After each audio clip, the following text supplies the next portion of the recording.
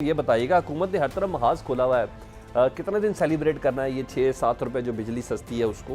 बलूचिस्तान का मामला भी है, सिंध में पहले से मुजाहरे हो रहे हैं। अली अमीन गंडापुर साहब ने कहा है नफसी का इजलास ना बुलाया तो मैं बाहर निकलूंगा, और जी हाँ, पब्लिक सर्वेंट्स को लेकर निकलूंगा, पुलिस को लेकर निकलूंगा, सरकारी मुलाजमीन को लेकर निकलूंगा। वो ये कह रहे हैं सर, बुला लें सर, पीपल्स पार्टी नाराज है, ये इजलास बुला लें CCI का। अच्छा सलमान, इस तरह है कि बिल्कुल ये सेलिब्रेशन तो बिल्कुल बनती हैं कि जब जाहिर है कि एक ऐसी हुकूमत जो कि उस वक्त की एक सिलेक्टेड गवर्नमेंट थी, जब उसको हटाया गया तो उस वक्त ये कहते थे कि हम तो माइंस बिछा के जा रहे हैं और पाकिस्तान जो है वो डिफॉल्ट होने जा रहा है। IMF को खतूत लिखे जा रहे थे और पाकिस्तान के लिए श्रीलंका की मिसालें दी जा रही थी। ये कौन लोग कर रहे थे? ये वही लोग कर रहे थे ना जो आज फिर से दोबारा से एहतजाज की बात करते हैं, जो आज फिर से पाकिस्तान में जो है वो इंतशार और एनार्की की बात करते हैं।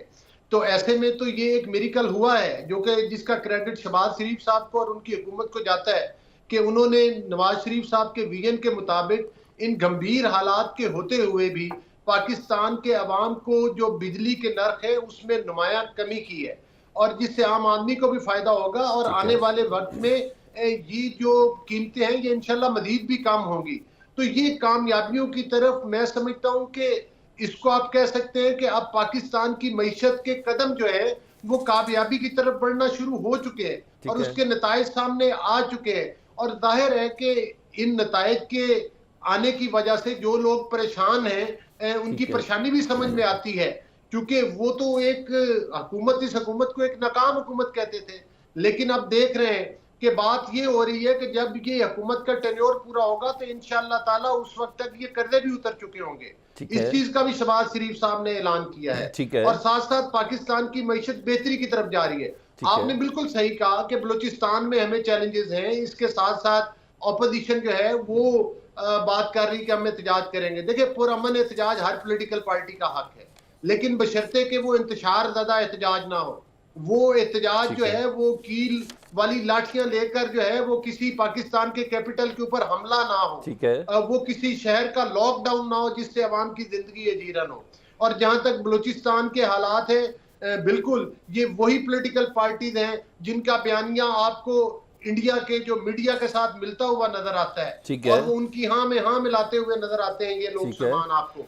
तो मैं समझता हूं कि इन तमाम चैलेंजेस के होते हुए इंशाअल्लाह ताला अब सबसे बड़ा चैलेंज जो है वो बलूचिस्तान में अमन का कायम करना है, और जिस तरह से हुकूमत और रियासत मिल के इकदाम उठा रहे हैं वहां पर अमन होगा।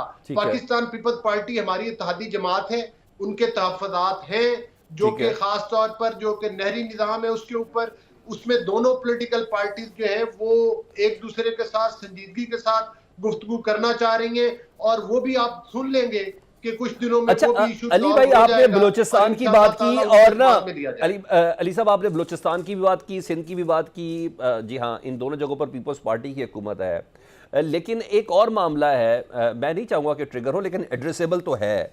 जिस तरीके से आज अली अमीन गंडापुर साहब ने बाज़ाब्ता तौर पर एज आ वज़ीर आला KPK इस बात की तस्दीक की है कि 10 मासूम शहरी शहीद हुए हैं कार्टलिंक के मुबैना ड्रोन अटैक में, जिसमें ख़वातीन और बच्चे भी शामिल हैं।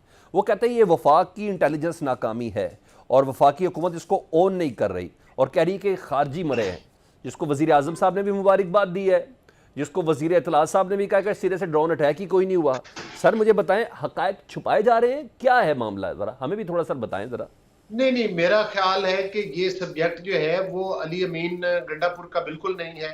अच्छा। और उसके बारे में जो भी हुकूमत का मौक़िफ़ है वो एक दुरुस्त मौक़िफ़ है, और जाहिर है कि ये तो एक तरफ ये भी ऐलान करते हैं कि ये बराह रास्त अफगानिस्तान के साथ मुज़ाकरात करेंगे। ठीक है, ये वही लोग हैं ना कि जब इनकी वफाक में हुकूमत थी तो इन्होंने दहशतगर्दों को भी रिहा किया था, उनकी आबादकारी भी की थी, जिसका खमियाजा आज भी वो वज़ीर आला है ना खैबर पख्तूनख्वा के, उनका सब्जेक्ट क्यों नहीं है ये? अवाम ने तो उनसे पूछना है ना सर, वो एक मैंडेट लेके आए ना अवाम का। अवाम वफाक से तो नहीं पूछ रही, वो तो उन्हें पूछ रही है। उनके वफाक की तरफ से तो कोई बंदा भी उनकी फैमिलीज के पास नहीं गया। उनका मैंडेट ये है कि वो अपने मुल्क के अंदर अमनो अमान, अपने सूबे के अंदर अमनो अमान कायम करें। ठीक है, हालात ये हैं कि उनकी जो अपनी जाती तौर पर उनकी चूंकि तवज्जो इंतशार की तरफ है, अच्छा, और वो हमेशा एहतजाज की कॉलों की तरफ जो है वो तवज्जो देते हैं, ये अलग बात है कि आज तक पेशावर को सेफ सिटी का दर्जा नहीं दे सके, ठीक है। वहां पर कोई फरादिक लैब नहीं बना चुके। लेकिन जब उनकी प्लानिंग 24 घंटे की ये हो कि वफाक के ऊपर हमलावर किस तरह से होना है, और सूबाई हुकूमत के वसाइल जो है वो सिर्फ सियासत के ऊपर ही निछावर करने, जो आप पॉपुलैरिटी की बात करते हैं, केपीके के अवाम भी आप उनसे सवाल करते हैं कि भाई आपने डिलीवर क्या किया है, आपकी हुकूमत कर क्या रही है।